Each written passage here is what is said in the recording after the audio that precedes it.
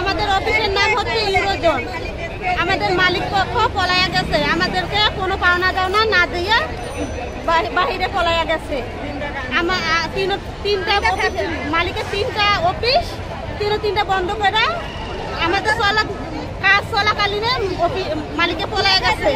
আমাদের বেতন দেওয়া হয়, গেছে মাসের বেতন আছে আমাদের 3 মাসের বেতন হচ্ছে বেসিক 3 মাসের, আর ছুটির টাকা আমাদের রানিং পেট্রোল বন্ধ করে দেওয়া হয়েছে হঠাৎ করে। আমরা কোথায় যাব, তার জন্য আমরা রাস্তায় নামছি।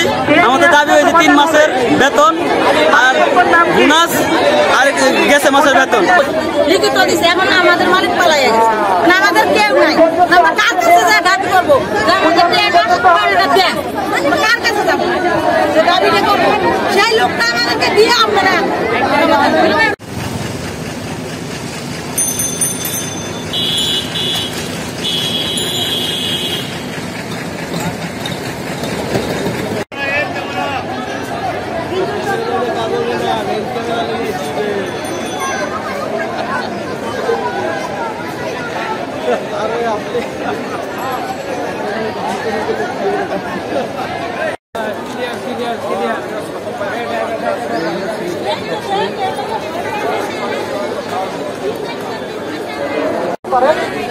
আমাদের যেটা আমরা পারি, আমাদের যে কোনো কর্মকর্তা আছে সেইখানে দেওয়ার দরকার, আমরা সেইখানে দেবো।